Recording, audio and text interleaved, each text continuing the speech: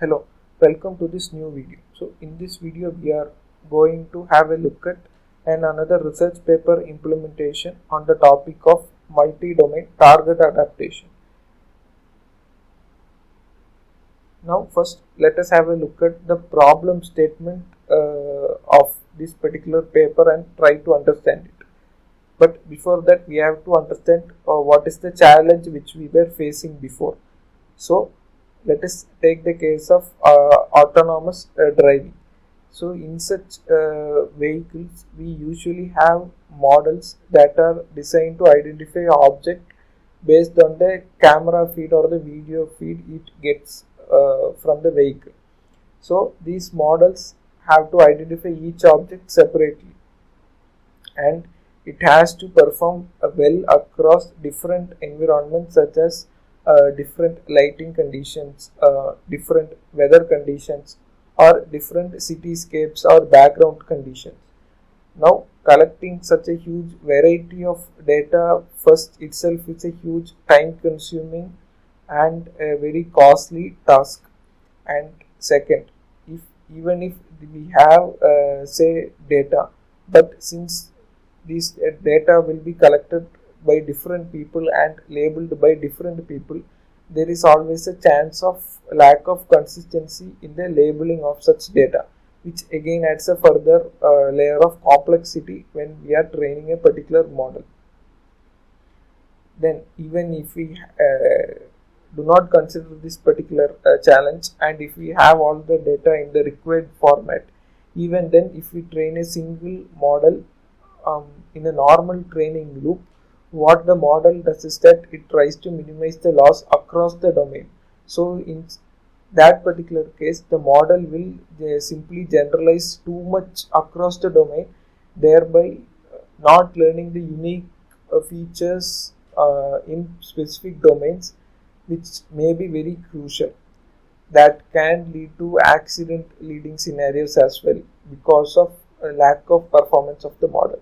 So we always have to avoid such edge cases or crucial cases, and the model will have to learn the unique features in those specific target domains, but also perform well across different targets also. So how do we train a model? So in order to address this particular challenge, what the research paper proposed was a new approach called as collaborative consistent learning. Here what we do is that we train two domain specific models to do well on those particular domains. Let us say if I have a particular dataset that have the data for foggy conditions, and another dataset where I have the dataset specifically on rainy weather conditions. So I will train two models separately to do well on those dataset individually. Then what we do is that we also train a student model using those two particular dataset, as well as another third additional dataset called as source dataset. So we feed the three dataset onto the student model as well and get the predictions. Now how we train is that we train all the three models simultaneously and get the predictions. Once we get the prediction, what we do is that we add an additional consistency loss on between the model 1 and the student model, and the model 2 and the student model, so that whenever those model has learned specific to that particular domain, that also gets shared with the student model. So that consistency loss enables us to make sure the student model perform well across the domain also, thereby being consistent with what the other model has learned. Next, when we train these particular models, we use certain weight regularization techniques and knowledge distillation techniques to make sure the information are shared between the student and the two domain specific models. Then what we do is that we add an additional adversarial loss function to make sure that the model whatever the predictions are generated are consistent across different data set which we have selected.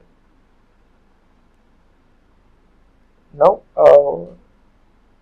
let us have a look at pictorially how this will look, this entire particular training loop. So as you can see in the top, we have first domain specific data set where we are going to train a model to give its prediction for that particular domain.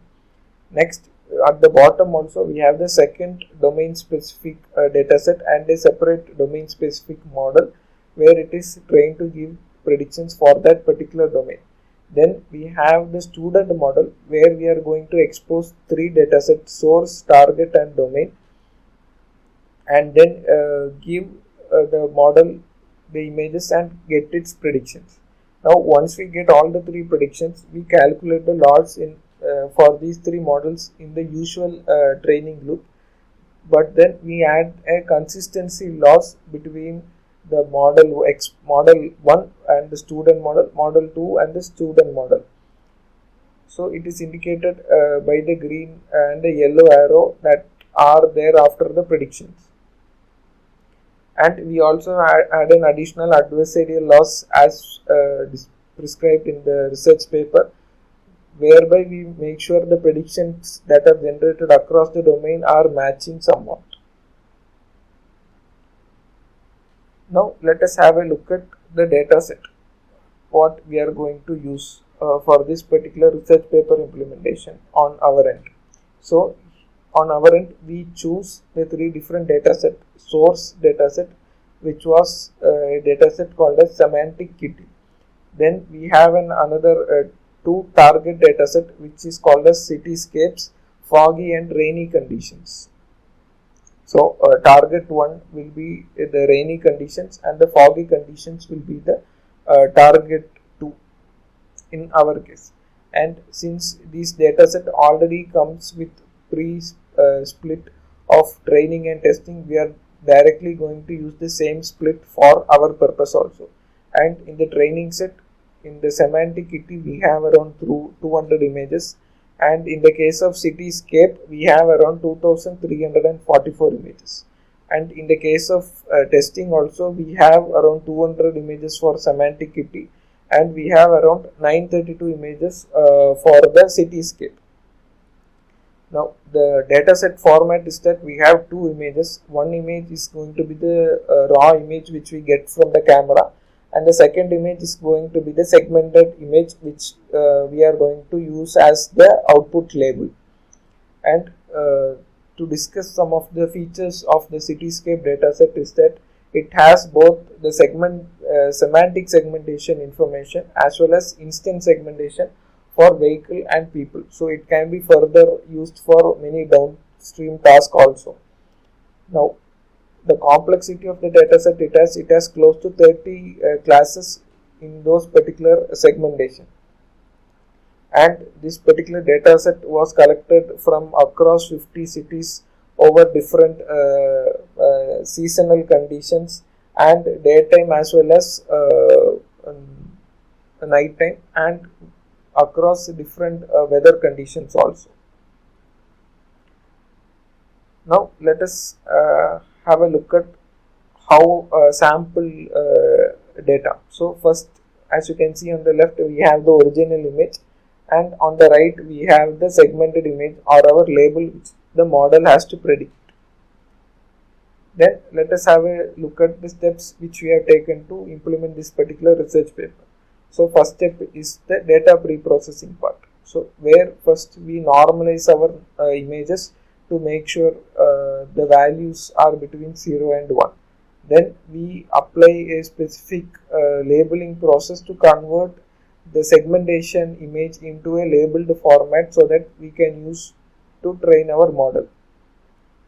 Then we apply augmentation for the image as well as the segmented image as well, and we have to here make sure that the labels are the augmentation which we apply are same for both the image as well as the segmentation image. Now next we move ahead with the model implementation. Here we first implement ResNet 101 model. Then we create 3 instances of the same RESTnet model, one for student, one for the expert 1 for the expert 2. Then we move ahead with training and testing. So we have the train and test split. We first train the model, then we test the model also. Then after doing the training part, we move ahead with the evaluation part. So in the result which we got, first let us have a look at the result the paper has published. So one thing to note here is that in the paper, the source dataset which they have chosen is a dataset called as GTA5, which are nothing but the images that they have captured using the game GTA5.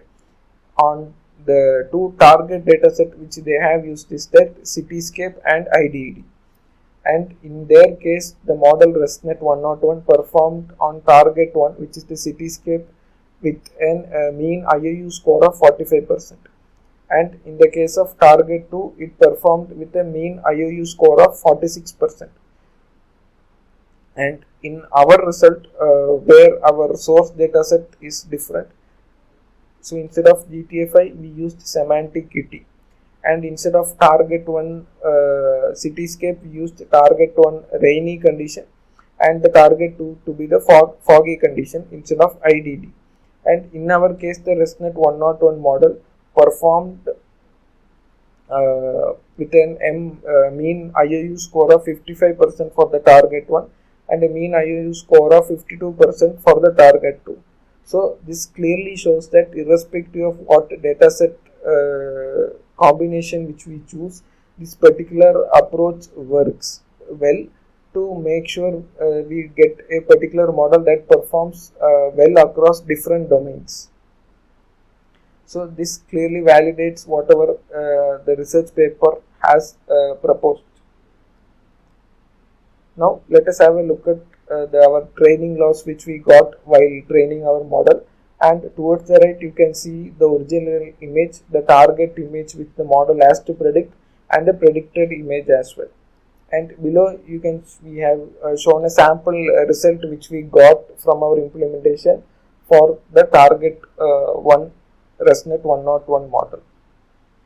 So that is it for this particular video. So if you have any questions, feel free to contact us at contact@codersarts.com. And also do visit our socials on Facebook, Instagram and LinkedIn. And if you want to implement the same research paper in your particular problem statement, again feel free to reach out to us. And don't forget to like, share and subscribe.